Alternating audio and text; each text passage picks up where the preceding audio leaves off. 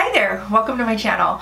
My name is Leah and today is True Crime Tuesday and we will be talking about the murder of Kathleen Peterson. This is a really interesting and very discussed case, it turns out. I've got an extra theory at the end of what might have happened as an alternate idea. Let's talk about it while I put on some makeup and let me know what you think in the comments.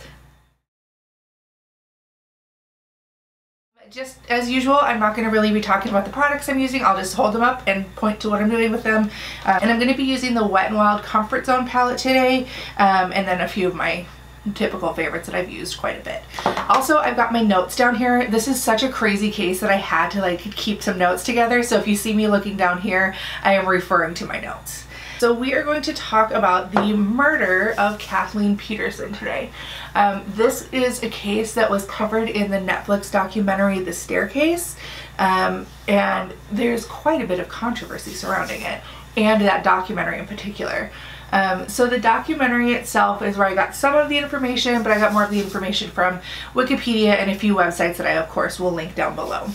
Today I am using Joah Truly Yours foundation drops. I've really been liking the coverage on these lately, so I think they're really nice.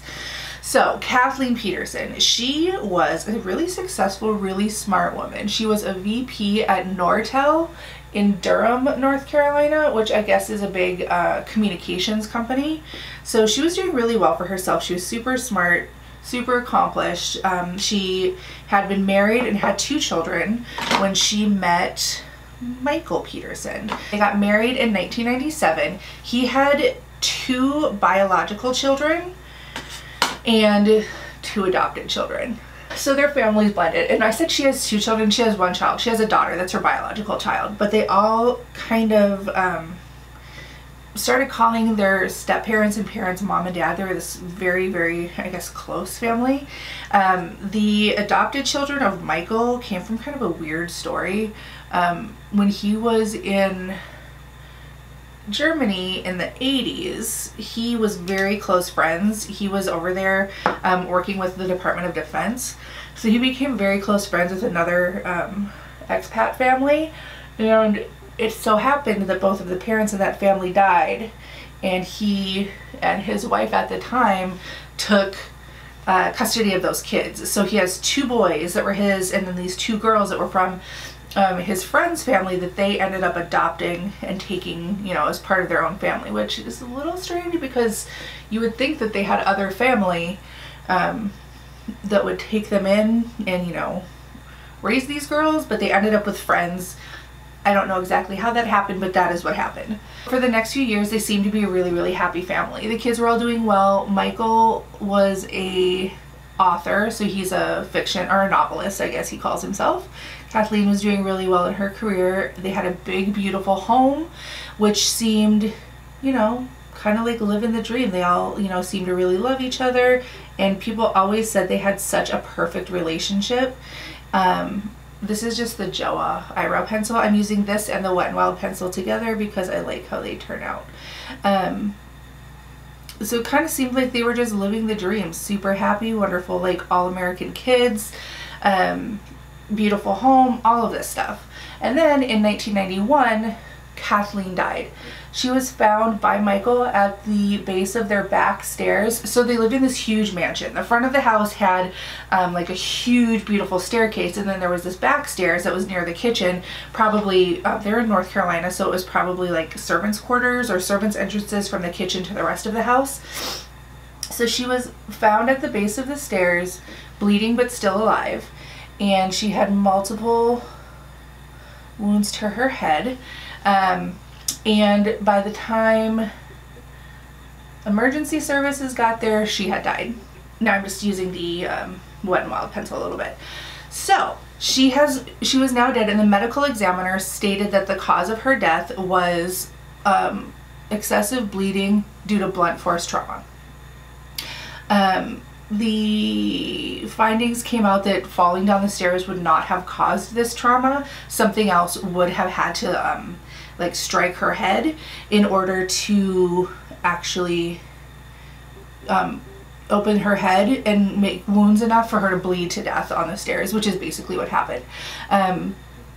So Michael was, of course, the husband did it. Michael was arrested and tried for her murder.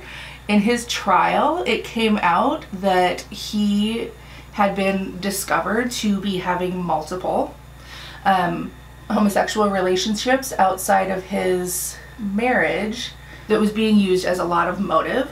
So basically the theory was that he had recently been found out by Kathleen that he was having a multiple homosexual relationships outside of his marriage, that she had found out about it and gotten very angry and wanted to end their relationship. And Kathleen, having a $1.5 million life insurance policy, on top of being the breadwinner and having the home in her name, is what led to Michael basically bludgeoning her to death and letting her bleed out on the stairs. Points that were not made in the Netflix documentary were that some of the neurons in her brain had specific type of bleeding in it, which means that she laid on the floor after being struck and having her brain bleed, excuse me, for at least 2 hours. That doesn't happen for 2 hours of being alive and bleeding. So that happened in her brain. So she was there for at least 2 hours. There's some crazy stuff. It looked like he had staged a scene. Michael's story was that they were drinking wine by the pool. Kathleen had gone in the house. He had stayed out kind of smoking a cigar and drinking some wine and just enjoying the evening by himself. And by the time he got back in the house, she had fallen down the stairs, struck her head, and was dying. So other points that were kind of, if you watch the Netflix documentary, it does cover a lot, but it doesn't cover those points. That he got a payout of her death benefits, that she had a $1.5 million life insurance policy, ooh, my brain today, that he was totally broke. They were in super major debt, and most of it was due to him. And that it looked like he had staged the scene where they were at with wine glasses that had no marks of Kathleen's on it, even though there was wine in the glasses and it was sitting on the counter in the kitchen. And then there was another really important and interesting part of Michael's life that was brought up in the trial that was actually said by the jurors to be a really important deciding factor for them, was the circumstances surrounding him adopting the 2 girls. They were friends. He has 2 girls that he calls his daughters. They were the daughters of his friends, like I said, in Germany when he was there doing civilian work for the Department of Defense. So the husband, the man in that family, the husband had passed and the 2 girls were living with the wife. And I think they were next door or a few doors down. And then all of a sudden, one day, Michael happened to go over to their house and find the wife of that family at the base of their stairs bleeding to death. She died. He got the girls. Now, he was never tried or prosecuted for that. It was treated completely as an accident in Germany, but it's very, very, very similar and very, very suspicious. So that evidence going into the trial for the murder of Kathleen was one of the things that really helped sway the jurors to a guilty verdict. There was a blood spatter expert that testified in the case, but he was later found to be kind of a liar pants. However, after the case kind of having an appeal based on that and a few other things, he was still found to be guilty. So those are kind of the big points of the husband did it. There were a few other very sinister, mysterious things that were left out of the Netflix documentary that I think is where people are getting most of their information and judging the most, their opinion on the case. So I'm just going to tell you the other few things. One, there was a bloody footprint matching Michael's shoe on Kathleen's body. So at some point his foot had walked in her blood and come into contact with her body. Another thing was he deleted a ton of stuff from his personal computer the week of Kathleen's death. So a lot of emails that discuss his personal financial issues, of course his sexy time emails with his on the side boyfriends, and a few other things that it would seem like he didn't want anybody to find when his wife turned up dead. Okay, so I'm using the Wet n Wild Comfort Zone palette today, and I'll just point to the colors as I put them on. So Michael was tried, found guilty, and sentenced to life in prison. He kept maintaining his innocence and continued to appeal and try to have his case overturned. At one point he was released, I think it was 2011, and he submitted what's called an Ofra plea, which states that I'm not saying I'm guilty, but I'm still accepting the fact that you found me guilty and I am now considered a felon. He's free though, which is a little bit upsetting. But this entire time he has maintained his innocence. His 4 kids stand by him, and Kathleen's daughter stood by him for a time. And as more and more information continued to come to light, she basically told him he's a piece of shit and she did not want anything to do with him, and is on the side that he did murder his mother. So that is the death, arrest, and conviction of Kathleen Peterson and Michael Peterson. Now we get to the kind of wonky part. This is the owl theory, which if you do any research or look up Kathleen Peterson, you'll always find the owl theory come up. So the owl theory is thus. So we all know Michael and Kathleen were by the pool having wine right before she died. Michael says that she went into the house and he stayed out by the pool. At which point he came into the house, found her bleeding and dying at the foot of the steps, and called the police. So the owl theory is that that is the correct timeline, but instead of Michael killing her with a fireplace poker, she went to do something outside near the home, like take out the trash or let the dogs out, something. And while she was outside, an owl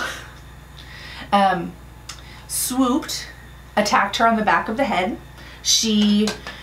Which, you know, as we all know, the head bleeds the most. So an owl attacked her on the back of the head. She reached up, saw that the owl had taken a piece of her scalp. She went into the house, was bleeding the entire way, which explains, oh, there was her footprints and some of her blood throughout the house, or in the kitchen area. Went into the kitchen, was bleeding, fell down, hit her head on the steps, was knocked unconscious, and then was lying there bleeding to death until Michael found her. So, does this sound kind of crazy? Well, yeah, of course it does. Of course that doesn't make sense. Michael had tons of reason to kill her. But it can be a little bit compelling. Here are the reasons why. So, the area that they lived is known to have owl attacks. And owls tend to be very territorial, especially barn owls, which are the types of owls that are in that area. While, yes, there are barn owls in that area and they've been known to attack, but it's only really during their breeding season, which was the time of year that Kathleen died. So where did this owl theory first come about? Their neighbor is a lawyer. He was good friends with Michael and just could not believe that Michael would do this to Kathleen.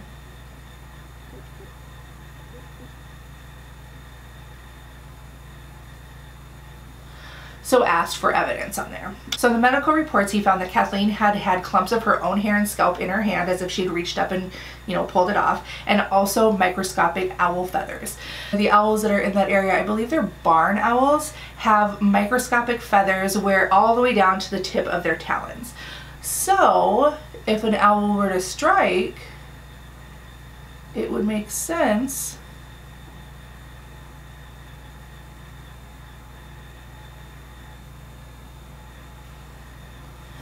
that their feathers would be on Kathleen. Additionally, the strike pattern. So during the trial, they had looked at pictures of the wound patterns on Kathleen's head, which were consistent with being hit over and over again with a fireplace poker. They had a very special fireplace poker that would have weighed about the right amount. It had a sharp pointy thing that would have been very much able to make the wounds on Kathleen's head, but also it could have been raptor talons. Typically when an owl, I don't know why I know so much about owls now, but I definitely do, and I know when to watch out for them. But when an owl attacks, they've got kind of this shape of thing. So when they grab like this, or when they attack or when they strike. Some of the wounds on the back of oh, and they always strike on the rear right. So there's definitely a wound on the back of Kathleen's head, and I will put a picture in here, kind of showing that it could have definitely been that type of emotion. All right, I'm going to switch it up a little bit. I'm not liking how this pearly color looks. I'm going to use this light green color here. It's really pretty. It's a little bit of a shimmer. So, I don't know. Could be an owl. But basically the lawyer next door came up with this theory after seeing the microscopic owl feathers and finding in the report that there was a report of at least 3, along with evergreen needles and something from the ground outside. So basically his theory is Kathleen was taking out the trash. An owl was like, not in my hood. Swoop, swoop, scratch, scratch. She fell to the ground. Oh my gosh, I'm bleeding. Runs back in the house, slips in her blood, clunk, I'm bleeding. Michael finds her and calls the police. I don't know. What do you guys think of that theory? It's the one that is making so many people, like a lot of people really believe it. So while yes, that definitely could have happened, there is evidence that it's possible, but I still have always kind of erred on the side of the husband did it.